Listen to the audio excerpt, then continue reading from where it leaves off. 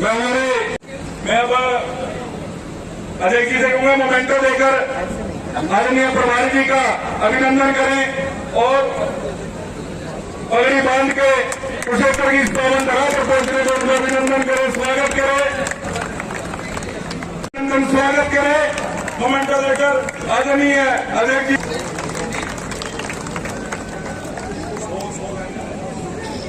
गायत्री जी से निवेदन करूंगा कि हमारे करनाल की प्रदेश अध्यक्ष श्रीमान राहुल राणा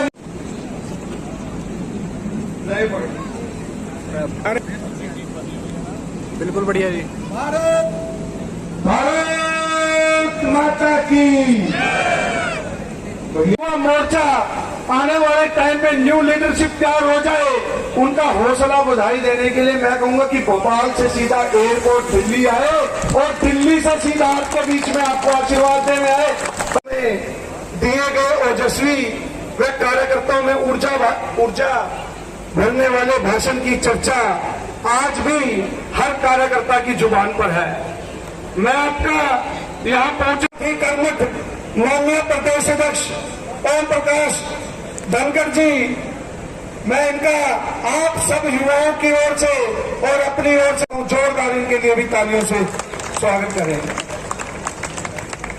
जिनके नेतृत्व में भाजपा केवल दर्जनों विपक्षी के बड़े बड़े दल इनकी कार्यशैली को देखकर हमारी पार्टी को ज्वाइन कर रहे हैं।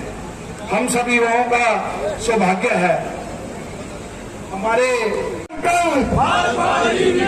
भैया जितनी मात्रा में बैठे हैं आवाज नहीं आ रही, दोनों हाथ ऊपर खड़े होकर मुस्तिका बंद करके युवा मोर्चा का संकल्प, युवा मोर्चा का संकल्प, प्रधानमंत्री जी का जय श्री राम, जय श्री राम, जय श्री राम, गंगा जी का जय श्री राम, जय श्री राम, जय श्री राम, जय श्री राम, प्रधानमंत्री जी का जय श्री राम, जय श्री राम, जय श्री राम। बहुत बहुत धन्यवाद।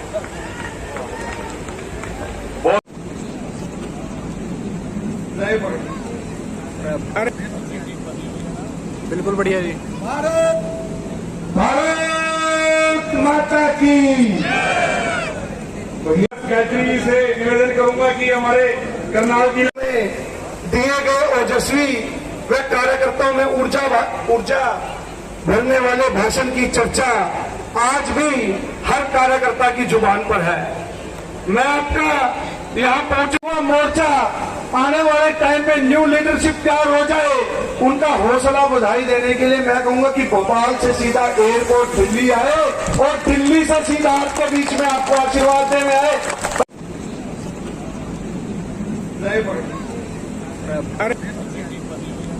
बिल्कुल बढ़िया जी। भारत माता की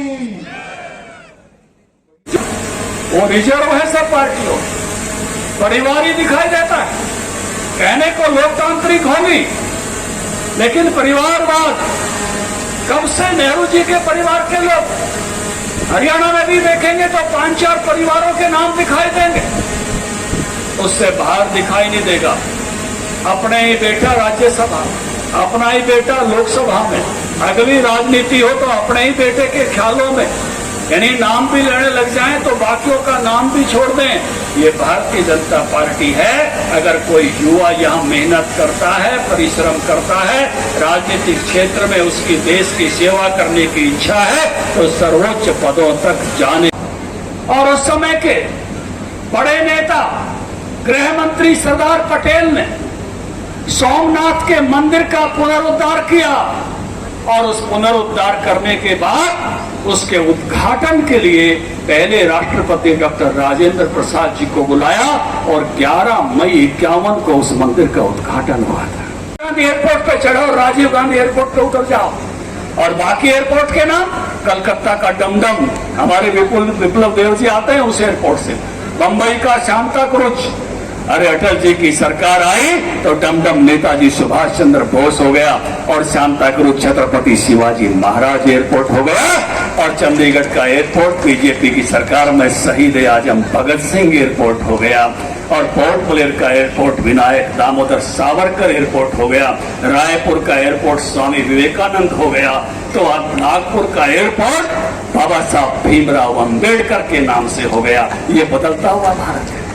वो सम्मान नहीं मिला जहां नेताजी सुभाष चंद्र बोस ने देश को आजाद करके झंडा फहराया था, उस अंडमान निकोबार टापुओं को आजाद करा के झंडा फहराया था 30 दिसंबर 1943 को। उसको डी सेरेमोनियल करने का पाप कांग्रेस पार्टी ने किया था और उस झंडे को कभी फहराया गया फिर से, या तो अटल जी के राज में भैरव सिंह शेखावत ने फहराया और अब फिर से फहराया तो नरेंद्र मोदी जी ने फहराया, और अब इतना ऊंचा फहरा दिया कि कांग्रेसियों से उतर नहीं सकता। इस भारत की विरासत से प्यार करो। बड़े बड़े नेता, बड़े बड़े सैकड़ों नेता, इस डॉक्यूमेंट्री को क्यों रोका जा रहा है? जानने का सबको अधिकार है।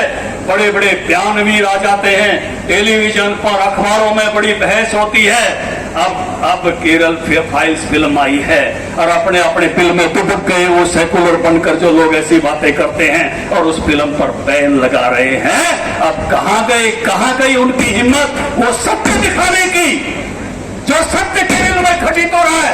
हजारों बहनों को जो ले जाकर आईएसआईएस का आतंकवादी बनाया जा रहा है, ये सत्य प्रस्तुत करने की हिम्मत की है। आज उस एक्टर सदा शर्मा का भी जन्मदिन है 11 मई, जो इसमें मुख्य कलाकार है। मैं कहूंगा कि हर युवा को जाकर वो फिल्म देखनी चाहिए और उन युवतियों को, अपनी बहनों को जरूर दिखानी चाहिए कि किस प्रकार के षड्यंत्र के साथ ये घटनाक्रम घटित किया जाता है और आतंक से किस प्रकार से जोड़ा जा रहा है देश के कुछ प्रदेशों में, और जो इस प्रकार से रोकते हैं, चाहे बंगाल के मुख्यमंत्रियों, चाहे तमिलनाडु के मुख्यमंत्रियों, चाहे कहीं के भी हो, वो सत्य देखना नहीं चाहते और दिखाना नहीं चाहते युवा पीढ़ी को, सत्य को छुपा रहे हैं। कई कांग्रेसी भाई कह देते हैं हम भी राम भगत हैं, हम भी कृष्ण भगत हैं, हम भी बजरंगबली के भगत हैं। एक बात मैं कुरुक्षेत्र की भूमि पर कहना चाहता हूं, कौन पांडव सेना की तरफ है और कौन कौरव सेना की तरफ है, ये मैदान जंग में खड़े होकर देखना चाहिए।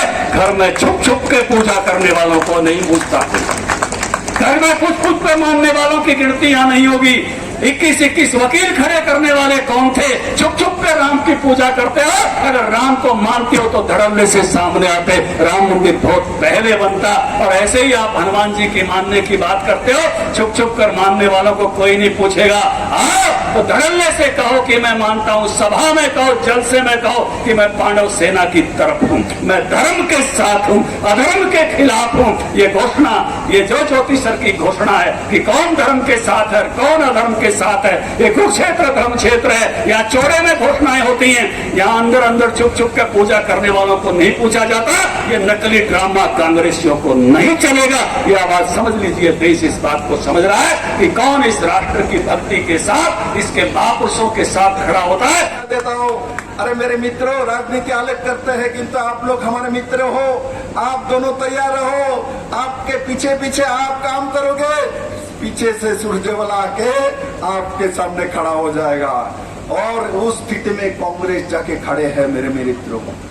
तो आज नौजवान जो हरियाणा के हैं, उस नौजवान उज्जवान नौजवान के सामने माननीय मोदी जी का नेतृत्व, नड्डा जी के नेतृत्व में हमारे भारतीय जनता पार्टी दुनिया के सबसे बड़ा पार्टी है।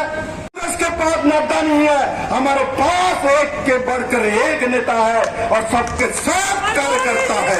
मेरे मित्रों, भारतीय जनता पार्टी का पहचान हमसे पहले कार्यकर्ता है, हम पहले कार्यकर्ता है, उसके बाद हम प्रभारी है।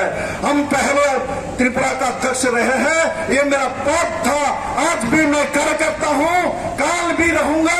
और ओम प्रकाश जी आज अध्यक्ष है, आज भी कार्यकर्ता है और काल भी वो कार्यकर्ता रहेगा।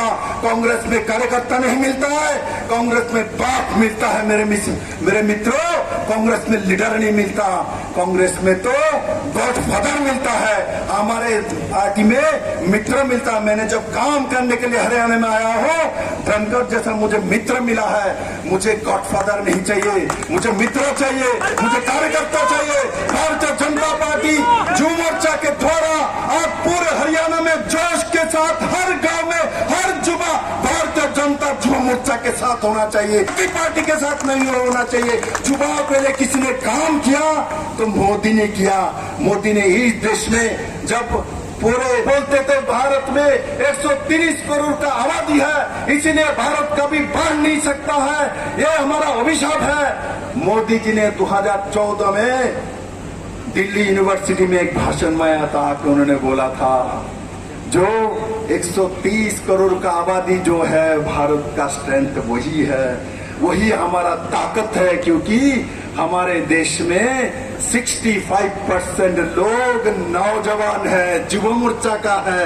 और यूरोपियन कंट्री में, जापान में जो उनका औसत जो आयु का है वो 65 साल का है, हमारे देश में 35 साल का है। इसलिए नौजवान का देश, ऊर्जाओं का देश दुनिया में कहीं है। मोदी ने प्रमाण कर दिया ये नौजवान का देश। कोरोना के माध्यम इतना 2 साल चले जाने के बाद भी आज भारत का इकोनॉमी इंग्लैंड से आगे है, यूके से आगे है, जर्मनी से आगे है, जापान से आगे है। उस दिशा में उन्होंने, माननीय प्रधानमंत्री जी ने भारत का इकोनॉमी को, जो 10वीं इकोनॉमी था, उसको 5 नंबर में लाके खड़ा कर दिया। मेरा अध्यक्ष ने बोला था, मेरे पिताजी को कोई नहीं जानता, त्रिपुरा के कुछ लोग जानता होगा, किंतु भारतीय जनता पार्टी का मैं कार्यकर्ता हूँ।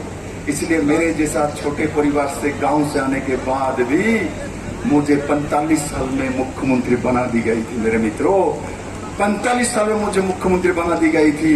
ये काम से भारतीय जनता पार्टी में हो सकता है, युवा मोर्चा में हो सकता है। इसलिए मेरे युवा मोर्चा के मित्रों को मैं बोल रहा हूँ, यहाँ देख रहा हूँ कुछ लोग खाने के लिए जा रहा है, पानी के लिए जा रहा है, खाना पानी कुछ नहीं है।